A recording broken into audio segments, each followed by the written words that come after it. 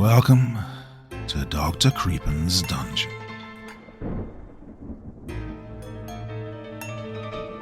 Weirdness is a term used to describe something that's strange, unusual, or unexpected. It can refer to behaviors, ideas, or things that are outside of the norm or conventional standards. What is considered weird can vary depending on cultural and societal norms, personal preferences, and individual perceptions. But I think you'll agree all three of tonight's stories are very weird indeed. Now, as always, before we begin, a word of caution. Tonight's stories may contain strong language or descriptions of violence and horrific imagery. If that sounds like your kind of thing, then let's begin. I was born in a barn alongside my siblings. I remember warm hay and my mother's soft fur. Mother said I was always the brave one. I was first to venture from the safety of her side, first to try my skills on my siblings, first to make an attempt on the foolish mouse that showed himself on the flat dirt of our home. I was also the first to challenge the male tabby that came to Mother some days. I hissed and growled at the stranger, and Mother came immediately to my side. She swatted me and called me foolish for challenging such a large cat. Then she nuzzled me and said I had the heart of a lion. She called me Lionheart and took me home to my siblings. I was so proud that I strutted about and tried to pounce on my eldest brother. He laughed at my squeaking attempts to roar, and they all ganged up on me. But I was brave and was the first that Mother named. One night the wind howled and banged at our door. The rafters shuddered under the heavy rain as it drove down from the dark sky. That night, Mother told us that one day our human would come. He would bring with him new humans who would take us and give us new homes. She said that the new humans would be our family, that they would care for us, and we in turn must protect them from the night things. When I remember her words, I feel the cold air as it bit into my small body. Her eyes shone as she warned us of the night things. They were colder than the air in the barn as she spoke. It made me shiver with fear, but I was Lionheart. I was brave. As my siblings burrowed deep into Mother's side, only I sat before her and listened. She said that each night, the night things would come. They would prowl through the dark, and only we, the protectors of our homes, would be able to fend them off. At first, when we were brought to our new homes, they would not come. Only when they'd satisfied themselves that we were truly there to stay, only when our new home was truly ours, would the night things come. I didn't question Mother then. Only later did I wonder, and never too loud or deeply, why the night things would only come when we claimed our homes. What were they? What did they do? And what did they want? I didn't find out that night, nor the next year, nor the year after that. It wasn't until many, many years later that I finally had my answers. Mother was right, of course. Our human did come. He came with a young man and a young woman. They brought 2 little girls with them, and the little girls immediately ran to us. My siblings hid in the dark corners of the barn, but I was Lionheart, and I was scared of nothing. Though my body quivered and my heart raced, I stood my ground, didn't hiss or bite as the bigger girl scooped me up into her arms. She squealed loudly and raced back to her parents to show me off. The parents laughed and nodded, and I knew then that I would never see my mother nor my siblings again. I struggled to look back at them one last time. She sat tall and regal in the sunlit door of the barn, her glossy grey and white fur shimmering in the sunlight. Her green eyes shimmered too, full of love and pride and sadness. I was Lionheart. I would not cry. The little human girl carted me away, but I knew I would have a better life. I knew this was the way it had to be. I knew because Mother had told me this. I'd never forget the look in Mother's eyes as she watched me go. Not ever. The ride to my new home was horrible. My stomach ached as the car rocked and I felt sick. The little girl clutched me tight to her lap and whispered soft words as she stroked my fur. It helped a little. I'd never really been petted much at the barn. Occasionally the human man would come with extra fast food and hesitantly rub our heads or backs, but I'd never felt much for him or his half-hearted pets. But the little girl sheltered me in the dark folds of her dress and spoke to me the entire way to my new home. I'd be okay. I was Lionheart, and I liked being petted by this little human girl. At first, the new sights and smells of the house overwhelmed me. The little girl set me on the floor, and I ran for cover. There was so much new here, so much unknown. I cowered beneath a couch and shivered. Mother had warned us, but I couldn't have known how strange a new home would be. At first, the little girl had tried to coax me from beneath my hiding spot, but after my stubborn refusal, the bigger human scolded the girl, and they left me be. Well, I slept for a time, but then I grew curious. I was in a whole new world, and I needed to find out what was in it. Well, the smell of food also helped. It took some getting used to, but in the next couple of days I found myself growing to really like my new home. I was settling in. But in the back of my mind, Mother's warnings never left me.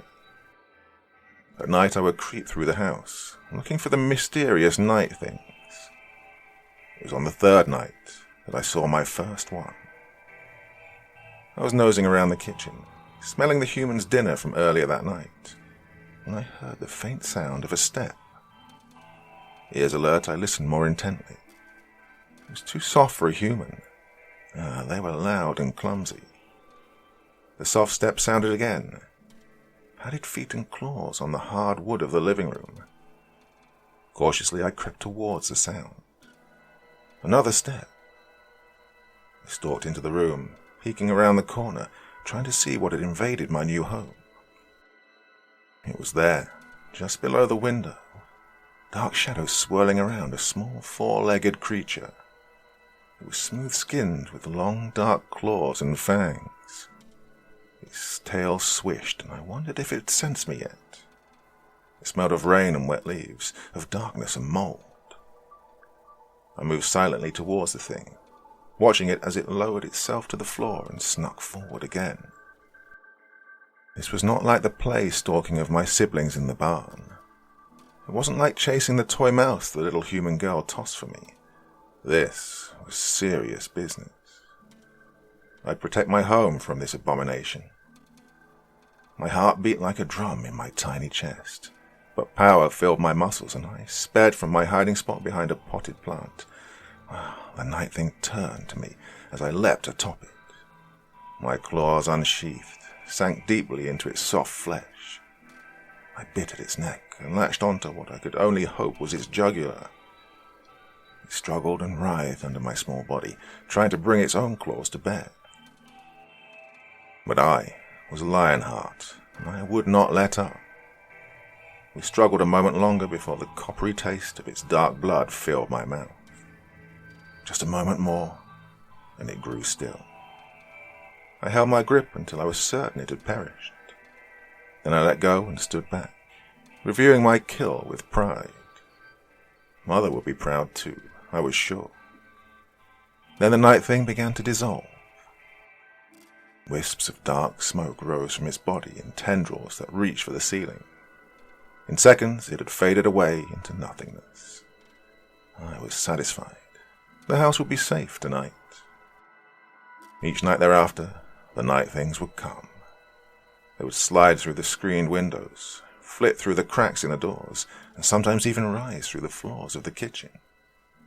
Each night I would stalk and dispose of them. It was easy work, and I was proud to give back to my family.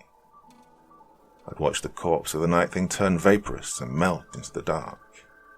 Then I'd curl up next to my human girls and purr in their ears. They would sleepily stroke my grey coat, and I'd drift away to pleasant dreams. I protected them, and I loved them, though I never forgot my mother. I would think of her sometimes when I was alone, and my family was off doing their own things. I'd remember her warmth against my small body, and the joy of chasing my siblings. But in the end, I didn't regret my choices or my fate. My life in the house was pleasant for the most part. The humans doted on me with toys and delicious food. Well, sometimes they'd get angry and shout when I leapt onto the table or stole a mouthful of food from their plates. But when I came to them with a purr in my chest and rubbed them for pets, they would sigh and succumb to my bribes of love. Soon enough, the years began to pass. I found more often than not that my joints would ache and my bones throb as the winters set in. When the house grew warmer and my girls grew tall, I grew too tired to play the games that I used to. The years were good to me, though, and I savoured every one of them. I'd sit and watch the family as they went about their lives. As we lived and loved one another, I was a silent observer of their joys and a comforter in their sorrows. And when the nights came and they were tucked away in their beds, I would hunt. And though when I was young and spry it was as simple as breathing, the years took their toll. I found it more and more difficult to patrol the nights. I was stiff and tired. It was harder to catch my breath afterwards. I was growing too old for the hunt. Each night I would curl up to sleep with worry on my mind. I knew I couldn't protect the family forever. But what would happen when I inevitably failed? I didn't know. Whatever did happen, though, I would stand my ground and bare my teeth on those night things. I would defy them and stand on. So I held my head high during the nights and pushed on. The years wore me down, as age does. Through blurry eyes I hunted. Through aching and protesting bones I prevailed. But the night things kept coming. It became a struggle to rouse my weary body every evening. But I would go as long as I could. I was Lionheart, and I would not let my family down. I would give them every last breath of my life. Finally, the night came when I could give no more. I heard a whisper of movement as it approached my resting spot upon a chair in the living room. Soft paws padding on carpet. I opened my eyes to peer at my foe. It was a shadow amongst shadows. Once I might have seen it clearly, but now it was a dim shape. I sighed and tried to stand, but my legs failed me. So I was completely surprised when the night thing leapt up beside me. I blinked at it, and then my heart quickened. Soft grey and white fur came into focus, and she rubbed her warm face against mine. Her purr was a salve to my aching body and soul. I closed my eyes as her weight settled against me. Her memory had faded with time, but I knew her scent as it filled my nose. I could never truly forget it. And so it was, with my mother beside me, that I took my last breath.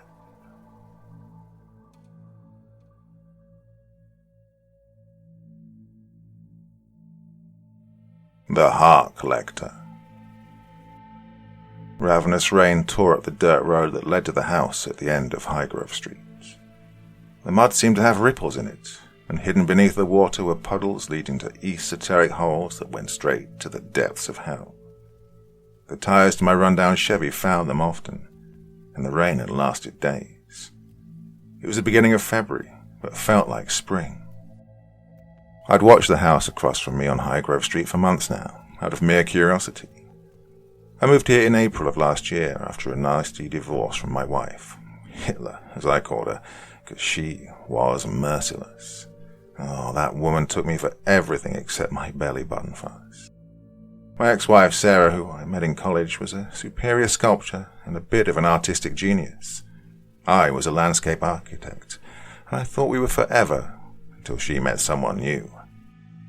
Sarah no longer had room for me in her heart, a heart that was now frozen to the core. And she grew hateful towards me, and I towards her. Well, I had to face my own reality. I was never good enough for her. I was too skinny, too old, too boring, and needed to dye my hair from grey to brown. I'd look younger if I just shave off my long bushy beard, and so during the divorce, I put up a good fight only to piss her off. I made it difficult for her because I wanted the house that was in my name, and I wanted the old collection of baseball cards her father had given me.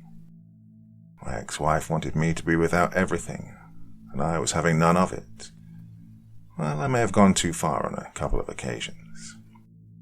We were still sharing the house in shifts because I worked nights, and then one day when she was at work, I had all the locks changed. Yep, it was a dick move. But I wouldn't let her in the house until she gave me back some of my concert t-shirts that she claimed she'd tossed out by accident. Sarah took them on purpose and stored them in her new boyfriend's basement. She'd done it to get back at me for telling her she looked like she put on weight since she met her new boyfriend. I asked if she was pregnant. I know it was pretty shitty and all, but I was angry. She got pissed off, and the next thing I knew, half of my stuff was missing. Well, according to Hitler, I'd done things to her, which were all made up. I thought it was funny because the accusations were outlandish. Not once did she mention all of the things she'd done to me. Sarah put on an excellent performance for the judge that granted the restraining order.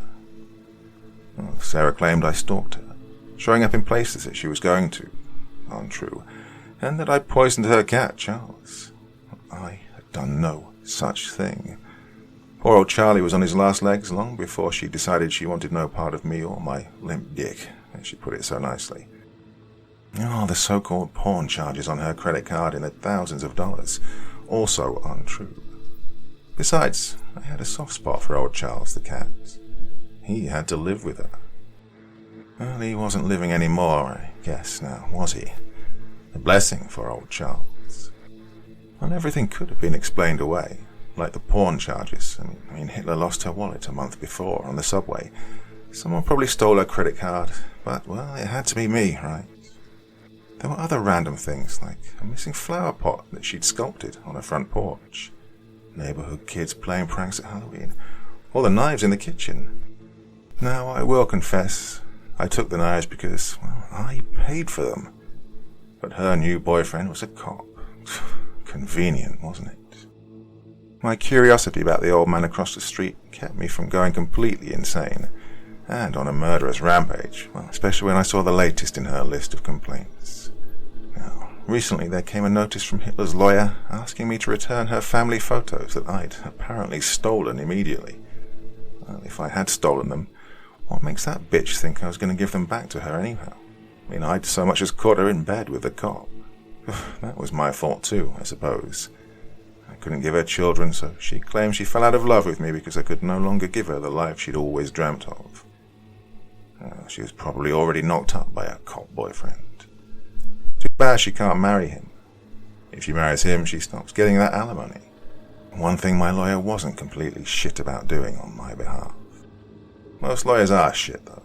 Greedy sons of bitches that would sacrifice their own mothers to hell if it meant winning a crucial case, especially if money was involved. To say I was hateful was an understatement. I hated everyone that had ever lived, and I hated everything that had ever existed. Well, except for the old man across the street. Now, there was a fascinating fellow.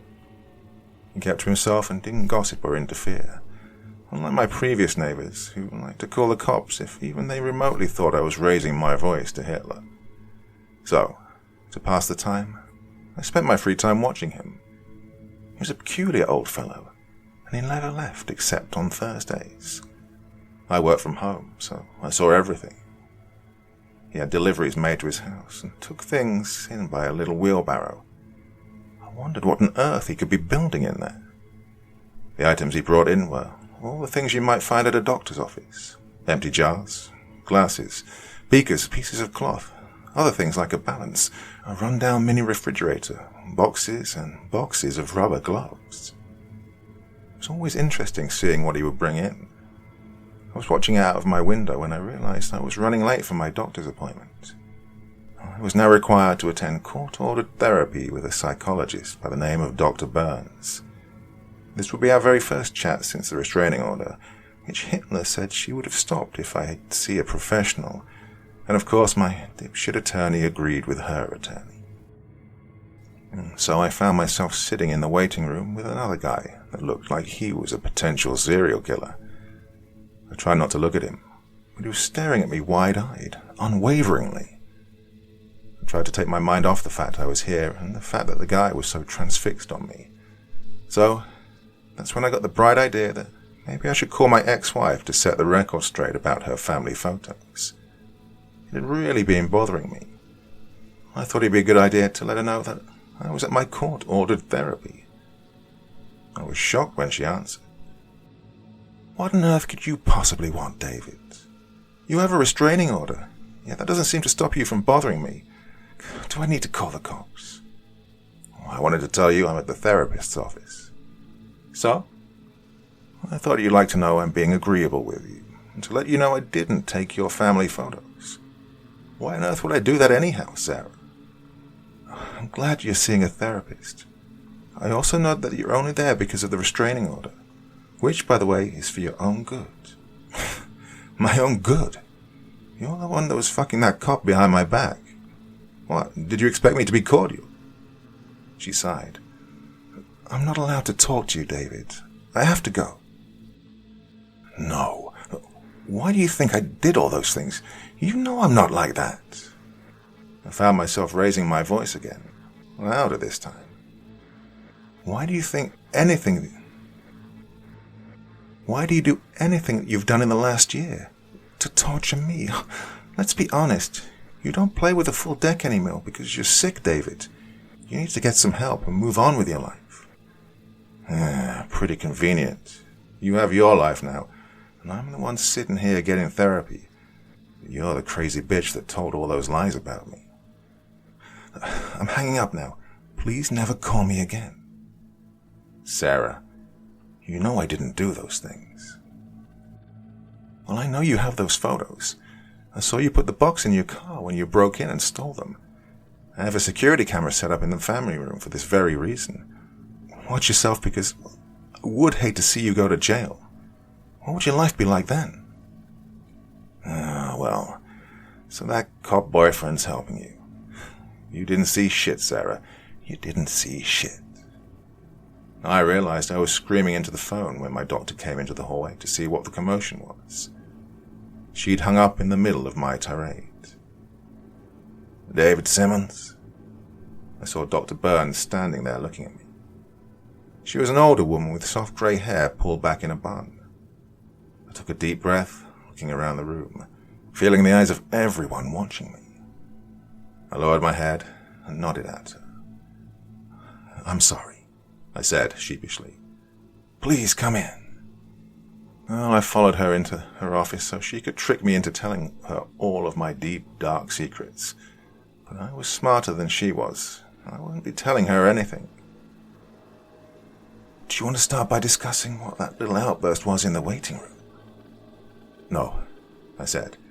Look, I'm really sorry about that. I didn't mean to upset anyone. Just having a bad day, I guess. Do you have a lot of bad days? No, not really. Deep breath, then. Dr. Burns smiled at me. I'd appreciate it in the future if you'd hold off on those types of outbursts when you're in my office. I have colleagues with other patients. Dr. Burns' tone was tender and empathetic. I didn't dislike her, and I found myself talking to her even though I didn't want to. I guess it was nice to speak to a woman that wasn't Hitler. Someone that didn't put me down and make me feel like shit, like I was some kind of loser. So, you like to garden? I asked her, looking at all the plants and plant-related books in her office. She smiled warmly at me. It's a hobby of mine. Do you have any hobbies? No, not really. Well, what sort of things do you like to do? I, watch people. She took a deep breath and looked at me, puzzled. How do you mean? Oh, I'm not weird. I bet you get a shit ton of weirdos, like that guy in the waiting room. I bet he molests kids. Real freak, that guy. He stared at me the whole time I was out there waiting on you. Oh, I'm not saying you're weird. Everyone can be weird sometimes. Maybe the man in the waiting room was just staring at you because you were screaming. Maybe. Well, she made sense, I thought. So you like to watch people? How do you watch people? Well, not stalk, not like Hitler. I mean, my ex-wife says I do. I mean, I don't know, to learn from them, you know. Like there's this fella that lives across the street from me. I found him really interesting. Why do you find him interesting? Well, he keeps to himself. He's always tinkering around his place, building shit. He's a little fellow, but he gets around, if you know what I mean. Have you ever tried talking to him? Nah, I don't think he'd really have much to say. Perhaps you could talk to him about what he's building. Tell him you admire people like that. Start off with a compliment and go from there. Okay. Feels like I'm trying to ask him on a date. That doesn't mean you're asking him out on a date. Anytime you meet someone new, it's going to be a brief period of trying to get to know them. It takes practice. Dr. Burns smiled at me. I guess that makes sense. Well, David, our time's up for today. But by our next appointment in 2 weeks, I'd like you to reach out to him to say hello or ask him over for a beer. Rebuilding positive human interactions is crucial to healing. You've been through a lot. You mean the divorce and the restraining order? All change causes grief. Just start small. Say hello and see where that takes you. Well, the hour went by so quickly, and I left feeling better than I had in a long time. Dr. Burns sure had a funny way to make you feel like she wasn't a therapist at all. She was more like a friend. Maybe that was the point of a therapist. They could be your imaginary friend so that you had someone to talk to. I mean, you paid them to speak to you, or in my case, the court paid for it. When I got home, I cracked open a beer and sat down in my recliner. I turned on my television and tried to zone out. I was halfway into a rerun of some old episode of Alfred Hitchcock Presents when there was a loud bang. I thought I heard someone screaming. Sitting up in my chair, I put my beer down, looked out the window. There seemed to be a flashing light coming from the old man's house. I went outside and I heard it again. Someone was in distress. I walked over towards the old man's driveway and I heard moaning. The flashlight was rolling around in a circle and the old man appeared to have fallen. Oh, there was glass everywhere and it was covered in a green liquid. I stepped out over the glass and went to help the old man up. Did this count as an official meet and greet? Well, I laughed to myself, thinking about what Dr. Burns might say in her relaxing voice. A meeting is still a meeting, I imagined her saying to me. Hey, looks like you took a nasty fall. Let me help you up. The old man was still moaning. He seemed tired and out of breath. Once I helped him stand, he seemed all right enough to walk into his house. His door was still wide open, and so I helped him to an old Victorian sofa. He took an audible breath and pointed towards a small table. I looked up and saw a cup, grabbed it and handed it to him. He smacked his lips together. Thank you. It was nothing. It's a good thing I was here. Looks like you took a smack to your head. I'll be okay. I'm more concerned with the mess in the driveway. I can get that for you. It's no problem at all. Oh, no. I'll tend to it later. Really, I have a broom and a bucket. No. He was stern, and his word was final. For a small man, he had a presence about him. He required respect, to which I provided willingly. Okay, do you need anything else? I'm Dave, by the way. Oh, thank you, Dave. I'm Boris. I grinned wide, thinking how Dr. Burns would be so proud of me when I told her exactly what I'd done. Well, maybe I'd get the restraining order stopped sooner than later. Possibly someday I'd be able to repair the relationship with Sarah. Try to make it right. Well, real pleasure, Boris, I said, sitting down across him in an old chair. It didn't occur to me that it might be bad manners. I looked around the room and there were strange collections of things.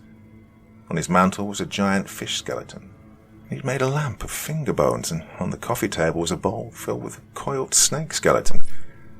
There were insects in frames all over his walls and taxidermist material scattered throughout. It wasn't cluttered or messy, and everything had its place inside of his home.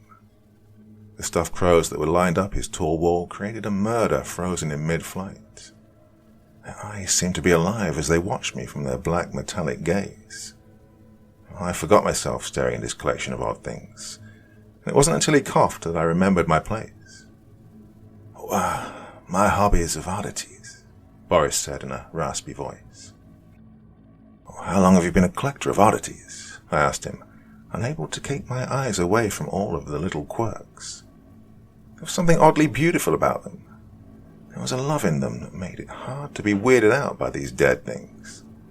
Well, as long as humans have existed. I chuckled at his elder humor, and awkwardly could tell my time was up.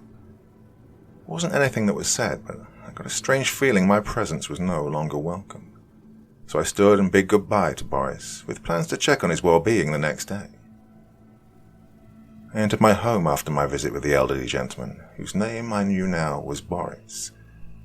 I felt strangely tired, for the first time in a long time, but peace. I slept for the first time in ages, and I even had pleasant dreams.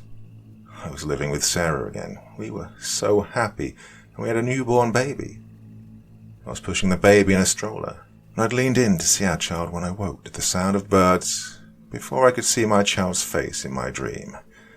I showered, and when I looked at the old man in the mirror, I decided I didn't want to adopt the Grizzly Adams look anymore. It took me nearly 30 minutes, but I managed to find my electric razor.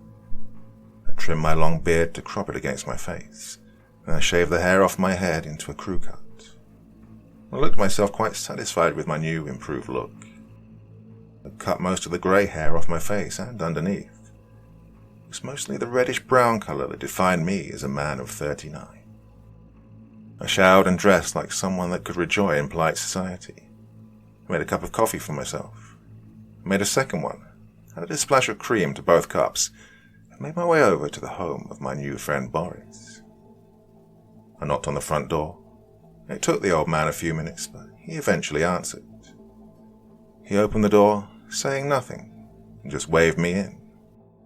For me? He asked, grinning at the second cup of coffee. I wasn't sure if you like cream. If you want more, I have some at home. Oh, not necessary, thank you. Suppose you're here to check up on me. Yeah, I laughed. You took a big hit to your head. How are you feeling? Oh, like new after a comfy night's sleep. He slurped the coffee I'd handed him, and he sat on his couch. I stood awkwardly, trying to think of something intelligent to say, when he began to speak again. Oh, I like the new look. The shave and the haircut. Better suited to it. You look a bit younger, too. Thanks, I said, feeling comfortable enough now to sit across from him. You're curious as to why I have so many weird things. I can tell by the look on your face. I guess, well, it isn't every day you meet someone with such eclectic tastes. Everything in this world has its place. I'm one of those men that appreciates all of it. Life, death, tragedy, blossoming, and disgust. Even the dead eyes of a crow I find soothing. I've always been a collector of such finery. I never was much of a collector, but my dad liked to collect baseball cards. Is that so? Boris laughed lightly. Well, I guess, but I never saw the point. Oh, there's a power in owning a piece of history or someone's memories. I nodded and continued looking around the room. Well, I had the collection of baseball cards, but my ex-wife took them. Nasty divorce that never seems to end. You married for a long time? No, I said, feeling like I was under a microscope. It felt uncomfortable, and it was the first time someone other than a court-appointed physician showed any interest in me. We were only married for 5 years. Why'd you divorce? Oh, my ex said I'd changed. Sarah was the one that changed. She was suddenly some famous sculptor and always had some sort of event. She stopped coming home as much, got a new set of fancy friends, and started sleeping with some cop. There was a bitterness in my tone, and I could feel my eyes growing black, thinking about her. Oh, I wished I could incinerate her and that cop. I see. By any chance is your ex-wife the one who sculpted that exhibit downtown of Pele? Yeah, 2 years ago in April. I believe that's when things started changing. He smiled and nodded. You mind helping with something? Boris asked, standing. No, not at all. I have some boxes that need to be moved from my trunk. I made it home last night, but as you know, that didn't go as planned. You look sturdy enough. I helped him carry the first box, although I wasn't sure why he needed my help. There were only 3 smaller boxes, and none of them weighed very much. I carried them inside, and he had me follow him to the basement. The basement wasn't as tidy as the other parts of the house. It seemed cluttered with utensils that looked scientific in nature. I looked around and saw there was another room off to the side. There was a light illuminating out of it, beckoning to me. I stacked the boxes on a work table, and Boris began to move some items from them. He wasn't paying any attention to me, as he seemed to be enjoying the contents he was pulling from the packages. I've waited for these for some time, he muttered to himself. I found myself walking towards the room, and then I opened the door, which didn't even make so much as a creak. What I saw nearly made me ill. There was something that gave me that feeling of utter amazement. On display shelves with track lighting were beautiful glass jars. Inside them all was a green liquid that seemed to make them glow. Inside each one of them was a glowing flame red heart. My mouth dropped open as I was looking around the room. There were hundreds of them. Below each was a name and what looked like a job title. I was confused, and then, remembering myself, I turned back to look at Boris. You found me out, Boris chuckled. Are these pig hearts? I asked, showing my immediate stupidity. Human. How? Why? Don't doctors need these for donations? How would you get them? So many of them. Each one is actually quite special to me. Not illegal, at least, not where I come from. Why? Each one is a genius of different talent, profession, most never recognized by the world. Boris walked me over to a wall with an enlarged heart, pointing to the description under it. It's so big. Was he a giant? I couldn't believe what my eyes were showing me.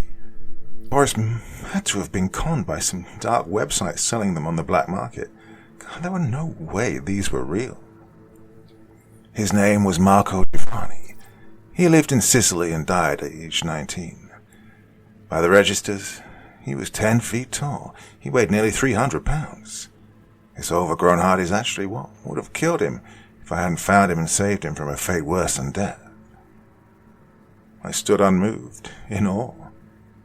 Boris watched me as I looked around the room, and my eyes settled on another name. That is Esmeralda Ankerman. She is a world-famous cellist. Next to her was Raymond Woolworth. He invented an instrument that saved the entire world when there was no looking. Next to him is a famous Olympian. I looked at the names and the years, because some of them there were from 152 BC. The name of that person's heart said, Leonidas of Rhodes. He was a famous sprinter that had more successful victories than anyone in modern times. He died, and I ensured I procured his heart immediately upon his death. I laughed. Oh, Boris was off his rocker. I'm serious. His eyes grew cold. Okay, if you say so. I don't think you understand, young man.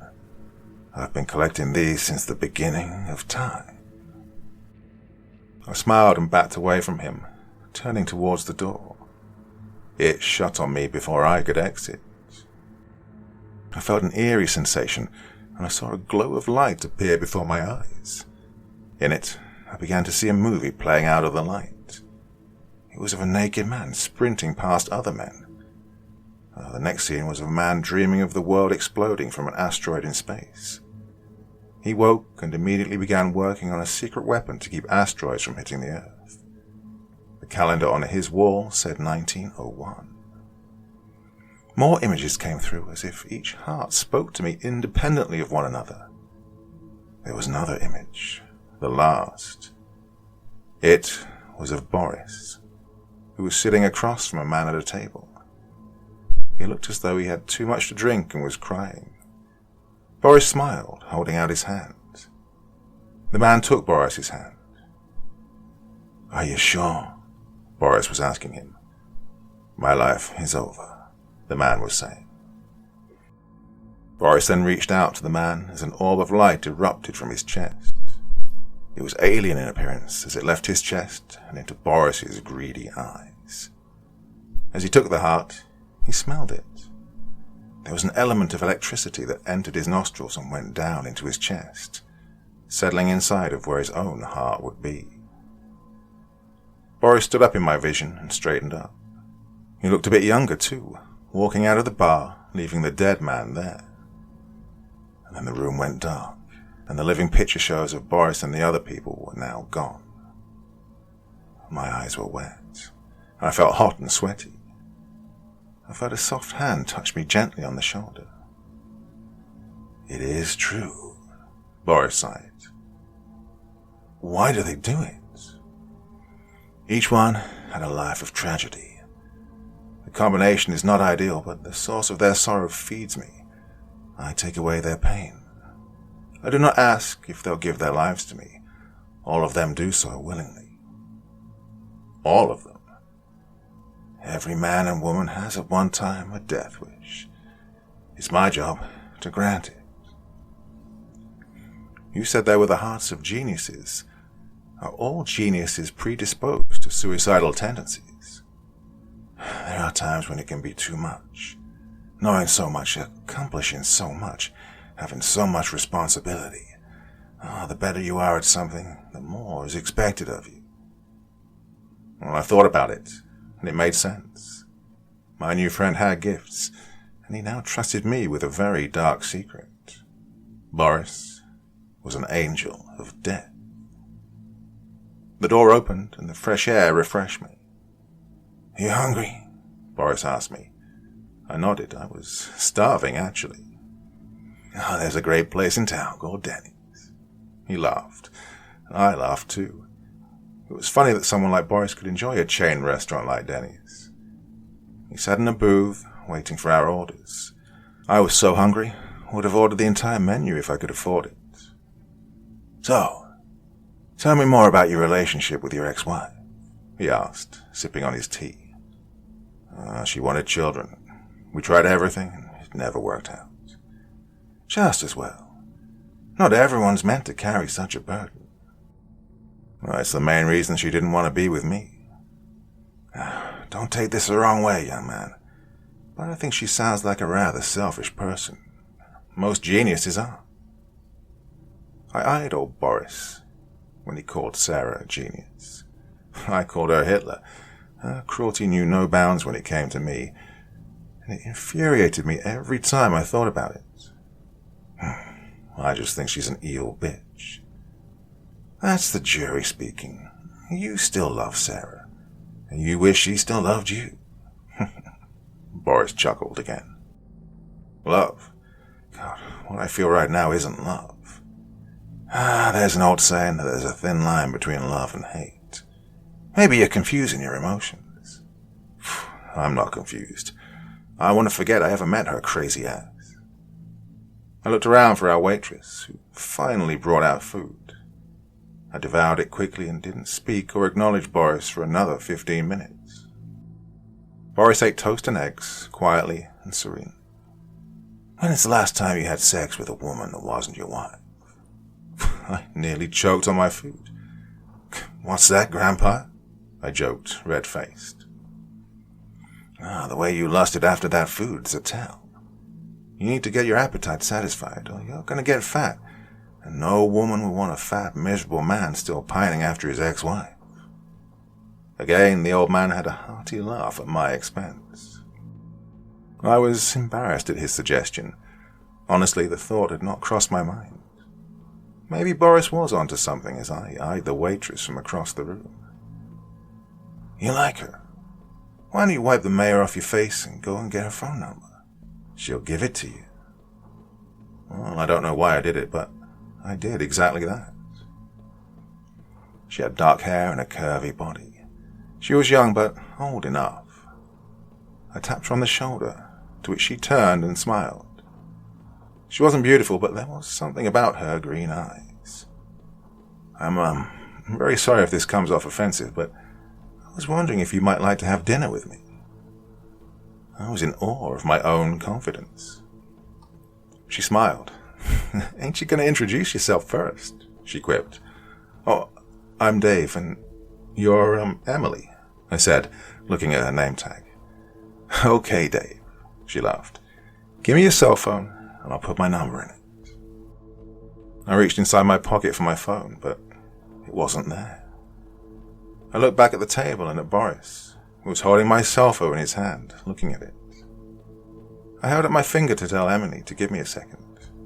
I walked over to the table, looking at Boris, who had the "I'm caught" look on his face. "Oh, it's just admiring your phone. I like the model. Is it the newer one?" "I don't know," I said as he handed it to me. I looked down and saw he was looking at my contacts. I thought that was strange, but he was old, ancient to be exact. I didn't take him for a tech guy. I walked back to Emily and she added her name to my phone. I called her that night, and we met at a local bar. One thing led to another, and I ended up spending the next morning searching for a way not to go on a second date. While Emily was hot, there was little substance to our encounter. I left her place shortly after 10 in the morning. She kissed me goodbye, but we didn't even pretend that there was more to our encounter than just sex. When I pulled into my driveway, I happened to look across the street, and I was shocked to see my ex-wife's car in Boris's driveway. I was confused, like maybe I was seeing things for a moment. And then I saw her. Sarah was grinning from ear to ear as she got into her vehicle. Well, I hid behind my truck so she wouldn't see me as she drove past. I had to know what this was all about. I could wait no longer, so I marched over to Boris's house and I knocked loudly on the door. It took him a while to answer, and when he did, he was all smiling. "Can I ask you what the hell my wife Sarah was doing here?"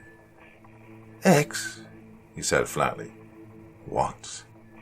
Sarah's your ex-wife?" "Yeah, I know, but why was she here, Boris?" "Come in." Well, I pushed past him and went into his foray. "I bought one of her sculptures." "Why?" "Why not? You said she was a talented sculptor." "Because of why you might want it." "Oh, you mean the hearts." "Why do you think I'm asking?" "Why don't we have a drink? I have some gin in the kitchen." "I don't want a drink." Boris smiled at me and then walked into the kitchen. He slowly opened his cupboard above the sink and pulled out a bottle of gin. Pouring himself a glass, Boris drank it, sipping as he watched me. He waved the bottle at me, and I shook my head no. Screwing the cap back onto the bottle, he put it back and then carried his glass with him as he walked towards me. "Let me show you something." With a wave of his hands, he created what looked like a wormhole in his kitchen. Purple light swirled around in a circle until he seemed to appear in my old home, magically. I was now standing in my kitchen, and for a second I felt dizzy. I saw her then, coming through the door. It was Sarah, and she had groceries with her. "Mike, are you back?" "Yeah, I'm here, washing dishes." And then I saw him. Mike, her new beau, was standing over the sink. Sarah was still in the living room while he was cleaning blood off his hands into the kitchen sink. He wiped the blood off the knife and then placed it back into the drawer. Why was Boris showing me this? The room melted all around us, and then I saw it. Mike was burying something in the woods. It was a bag. The bag had broken open, and inside it were charred pieces of bone. Mike brushed the bones inside the large black bag and buried it deep inside a hole. Looking around, he quickly cleaned himself off and then walked away. From that point on, I saw more of his crimes. Mike was a serial killer who preyed on people. There was no discrimination, old, young, male, female. Mike killed them all, but because of his job, no one ever suspected. "How long?" I whispered to Boris, who turned off the vision as though he were pressing a button. 20 years now. Mike is one of the best serial killers that ever lived. Quite a genius at what he does. Oh, his heart will be quite the specimen to add to my collection. So, you don't want Sarah? Boris turned his head from me, looking down as he slowly sipped on his gin. Both are prize specimens. Both? I questioned. Yes. Mike is clearly the one you should kill. I don't kill anyone. They have to want to die. So, how would it happen?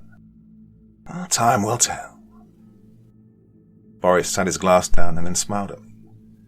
I have to run into town now. Feel free to stick around. Lock your door on the way out.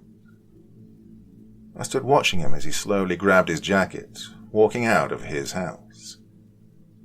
I couldn't understand the knowledge that my ex-wife was living with a serial killer. I had to do something. I just didn't know what I was going to do.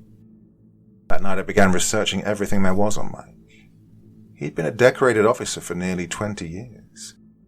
I think I spent the entire afternoon trying to find something on him that I could use to go to the police myself. There were so many positive articles written about him. I researched missing people in the area. I guess I didn't know what I'd find on Google. And soon it was dark outside, and as I looked out the window, I realized Boris was still not home. I began to panic. What if he'd gone to Sarah's house to collect her heart? I had to face up to the fact that maybe he was right, and perhaps I did still love Sarah. We spent several years together, only married for 5 and divorced for less. I decided to drive by my old house. I had to make sure Sarah was okay.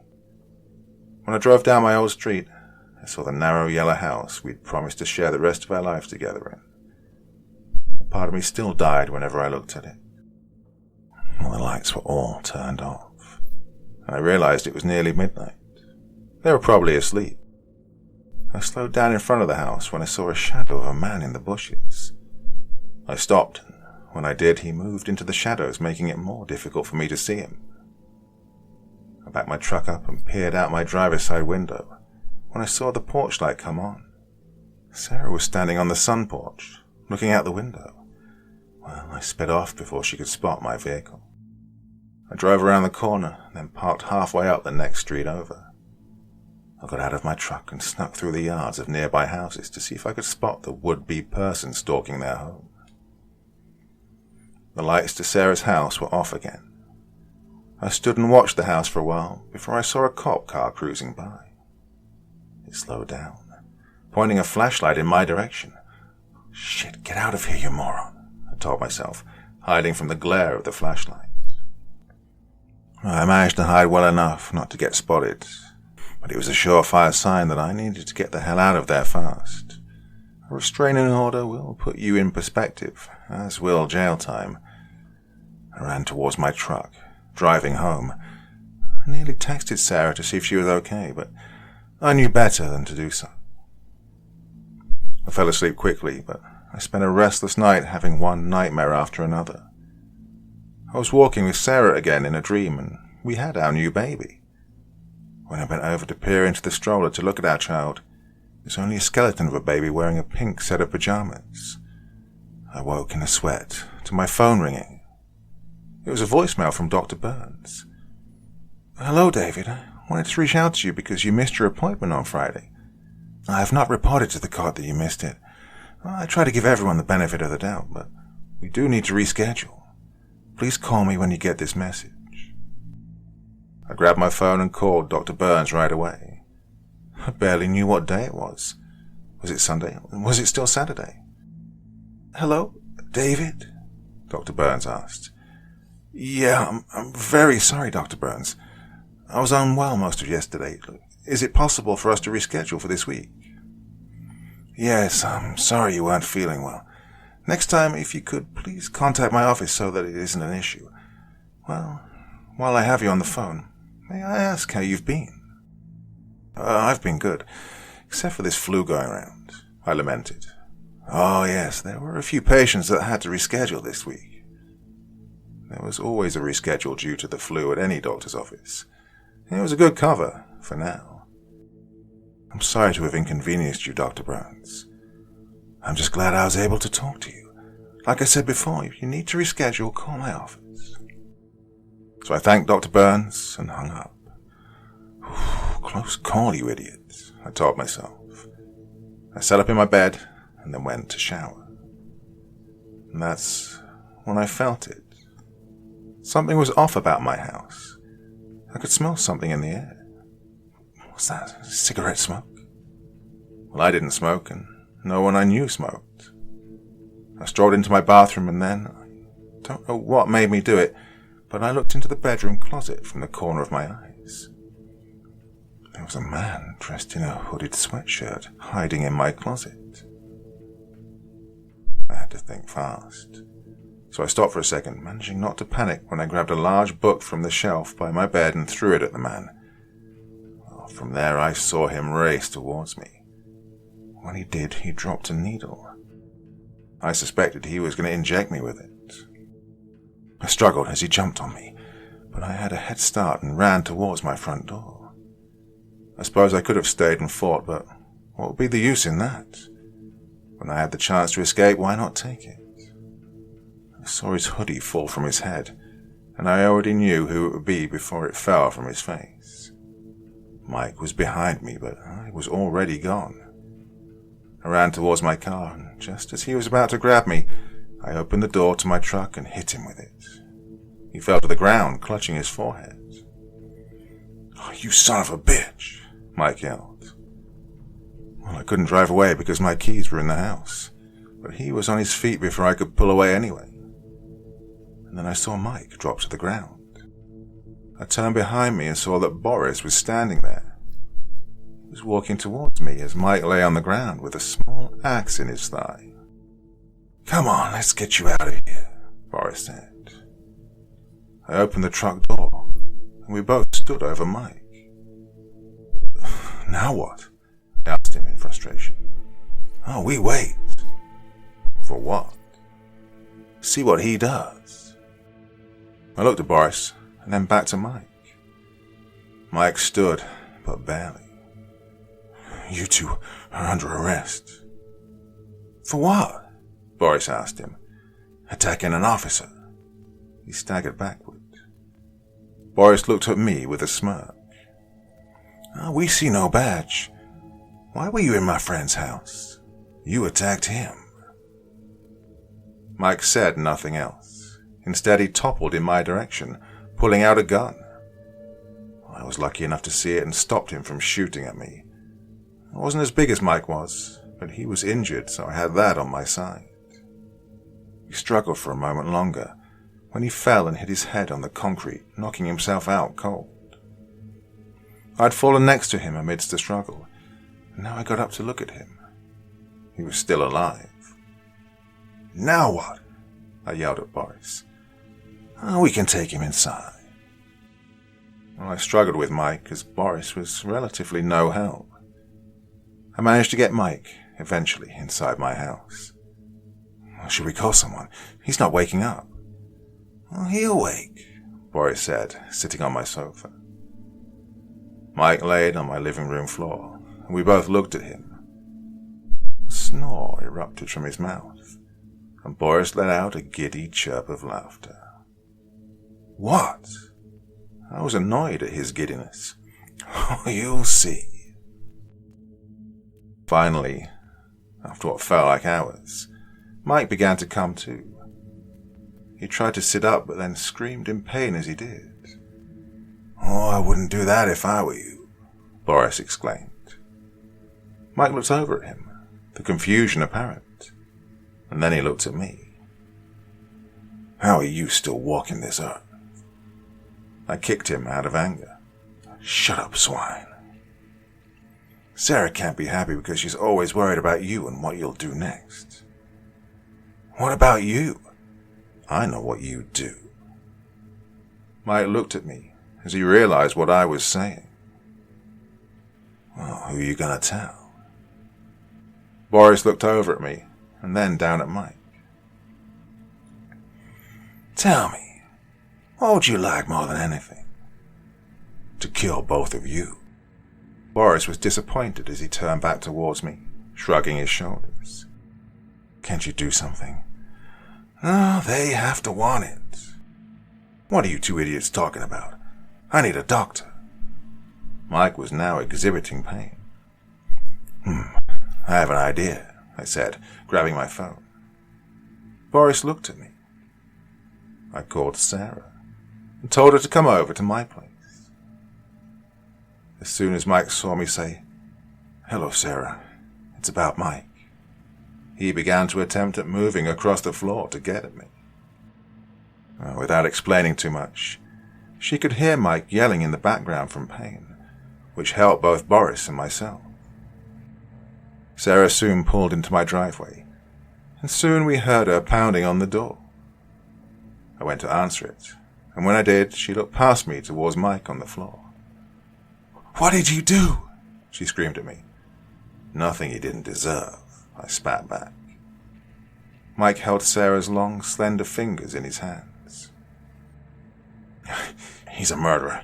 He tried to kill me." "God, is there no end to your lies? He belongs somewhere you can get help." "I'm so sorry, honey. He attacked me outside our home last night and brought me here," Mike lied. So, the figure hiding in the bushes last night was Mike. But why? Well, I figured I must have interrupted him when he was on his way to kill another innocent person. I just thought I was doing them a favor. "Oh, you're a goddamn liar," I said, turning to Sarah. I woke up, and he was already at my house. Well, I knew she wouldn't believe me, so I turned to Boris. "Show her." The room began to swirl, and in it was a vision that both Sarah and I could see. Mike was slitting the throat of a young woman in a roadside motel. I could feel her heart breaking into pieces, and for once I hated myself for hurting her. Her grip on Mike's hand jerked back. Boris walked over to Mike and looked at him. Mike was now as pale as Sarah, and I knew he must have loved her amidst all of the killing and cravings. And that part shocked me. Sarah didn't look at me, but I knew she was broken. Boris held out his feeble, aged hand to her. "My dear, what is it that you desire?" "I want to die," she said as her chest heaved with overwhelming emotion. Sarah held Boris's hand, and she cried so hard I felt her crumbling. "No!" I yelled. Boris looked at me, smiling empathetically. "It was asked." Take my heart," I said, not wanting Sarah to die at the hands of a death collector. Mike was still unresponsive as he laid on the floor, still shaken at what he was seeing. I paid no attention to him even as he managed to slither out the front door to my home, leaving Sarah in Boris's hands. "Oh, my good chap, you are noble to offer yourself so sacrificially, but I did not come here for you. You have nothing I need or want. You can't take her. Take Mike's heart." Boris looked at me and then back to Sarah. "Oh, but hers is so beautiful." His eyes then changed to an amber color. I saw the light in his hands. Then I saw Sarah list in his gaze. There was a glow coming from her chest. There was something so beautiful about her, all aglow as though she were an angel. I memorized Sarah's face in my mind of what she looked like in the final moments of her life. The golden orb encasing her heart seemed to move from her chest as her heart gave itself to Boris willingly. Boris still held on to her as she took one last heavy breath. As she did, she looked back at me and smiled before she finally collapsed into Boris's arms. I watched in disbelief as she absorbed the scent of her precious heart, and then it disappeared as he placed the golden orb inside of his pocket. Boris seemed to stand taller than he had been a few moments before. He collected the heart, and his reward was the beauty and talent inside it. Then the light in his eyes dimmed, and he seemed to remember me. I was so angry and so hurt. My eyes were wet as I grabbed Boris by the shirt collar. "Stop," he said, holding out his hand. "How dare you? I have a gift for you. Please." I looked around the room and I saw it swirl again. The room was now Boris's home. We stepped inside and I found myself inside the place where he collected those bright red hearts. In an empty jar was Sarah's name. He pulled out the orb and placed it inside the jar on the shelf. He pointed to the empty jar next to it. "What? Is that for Mike? That greedy son of a bitch escaped. You should have taken his. Oh, for a smart man, you can be daft as shit." The jar next to hers. "Read the name," Boris said impatiently. I looked at the name next to it and realized it was mine. David Simmons. And under it was my genius talent. I was shocked by what it said. Sacrificed his life to save the most children in a burning building on April 25th, 2021. I didn't understand.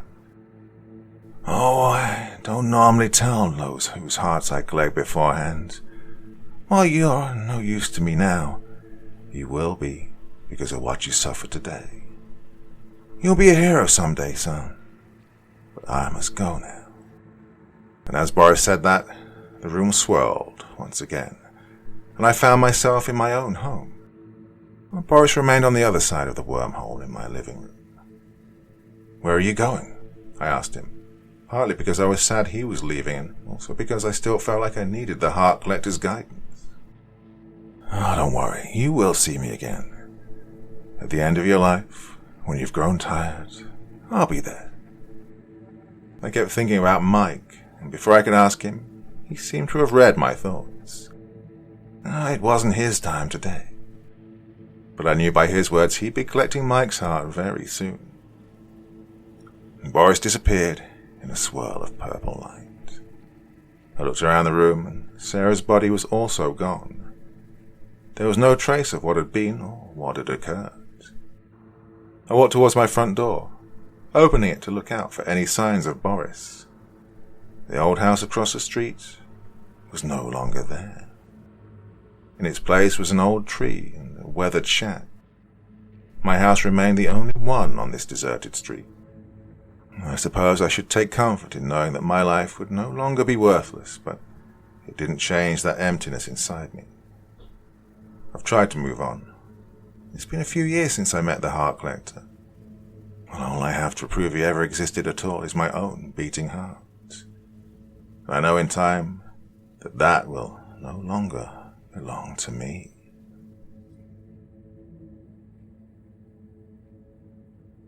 What is fear? A human instinct? An indicator of some danger? Well, there are hundreds of theories, all of which are correct in their own way. Numerous studies have been done through the years, and all of them have the same unanswered question. What's the limit of fear a human can produce? And what happens when we successfully break it? Although the question itself may not seem important, it could alter human history if done right. Recently, me and a group of highly known and respected scientists were brought together to find the answer. We all had to sign NDAs, which had said if we were to violate the NDA and reveal this to the public, well, we will be executed.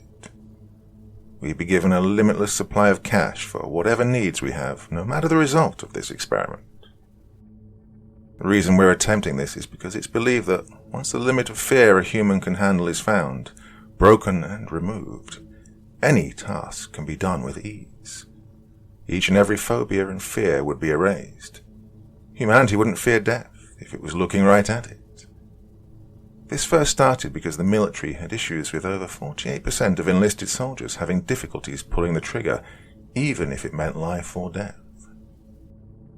Then, however, the CIA came along. They completely altered the course of where the experiment would go, although I'm not sure if it was for better or for worse. We started testing on human subjects, exposing their phobias and fears and letting them come face to face with them, even letting them get killed just for the extra few results. We documented each experiment. After months of endless testing, we finally got some decent results. This is the next phase of the experiment, letting others test it out themselves and seeing their unfiltered reactions. First question. You wake up in a cold sweat, dazed and confused. You look around the room and see a figure in the corner. It knows you're looking at it, but chooses not to strike. It's toying with your emotions. You know your chances of survival are low. Would you attempt to fight or run? Second question. You are tasked with retrieving venom from a deadly spider. It's your job, and some say it's the most dangerous one. You don't know much about the spider itself, so you carelessly try to catch it, but it jumps on you and bites you. You jump back, get the antivenom, and clean the wound. After 39 days, you notice little tiny eggs in your skin around where the spider had bitten you. They start hatching and tearing skin. Would you call for help or cut off your arm? Third question. The year is 2020, the 3rd of April. The COVID-19 virus is spreading. You notice you're out of milk and reluctantly go outside with no mask or any kind of protection. In front of your closest store is a large group of people. You can't go to a different store. That would be too much work. You squeeze through, but it only gets harder. The large group is growing as they all want to go to the store and buy everything they can. Would you push through and have to go out again in the same way, or go back and risk it taking even longer? Fourth question. You fall into a cave. Not too deep, but nonetheless your leg is broken. You know you won't be able to climb out, so you get out your phone and call 911. They know your location and are on their way.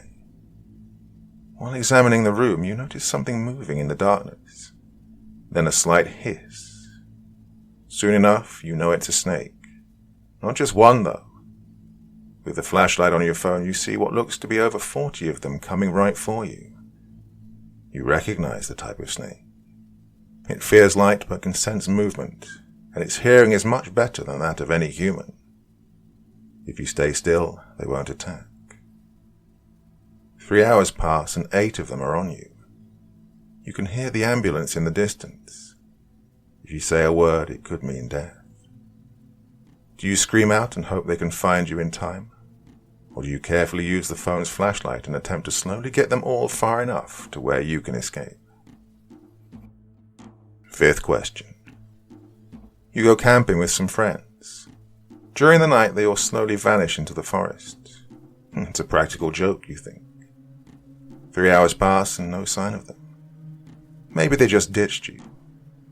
You grab a flashlight and walk around, but still staying close to the tents so you don't get lost. You hear twigs snapping, what sounds like chewing and breathing nearby. You don't know what it is, or if it knows you're there. Do you start sprinting in a random direction, or start screaming to try and scare it away? Sixth question. You're on board a cruise. No family, no friends. You did it because you needed some time off. You got a little too drunk and fell off the boat. Nobody even heard it. You still hope to survive, although you have no idea where you are.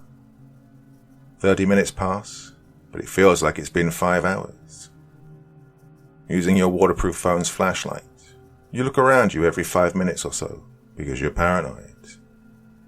Every now and then, you do see something that resembles a shark, or so you think. It becomes more frequent, and you have nothing to defend yourself with. Do you start frantically panicking and splashing the water to try and scare it away? Or do you start swimming in any direction? Seventh question. Every night before bed, you see a man standing outside your house. You know it's been happening for over a year now. Slowly he gets closer, and one night his face is pressed up against your window at night. The cops can't catch him, and you feel defenseless when you know he's there, and you don't know his intentions. One night you hear a knock on the door, then it gets more frequent, then louder, then stronger. You become paranoid and scared. You know it's him. Do you run, or do you fight? 8th question. After reading this or any scary story, do you feel safe at home? And if so, what would you do if you suddenly started experiencing paranormal activities? 9th question. Do you lock your doors at night? If so, how hard would it be to unlock them without the key? 10th question. How safe do you feel after watching a horror movie? 11th question. You hear screaming. You know it's me. You know I'm after you. And you know I can get inside. You know, no matter where you go, I'll find you. You know, as you're reading this, I'm at the window. 18th question. Do you fear death? 4th question. How certain are you that the cops will find you? 1st question. How would you like to be killed? 1st question. Would you be okay with me consuming your flesh afterwards? 1st question. Don't look up. 2nd question. I'll find your family next.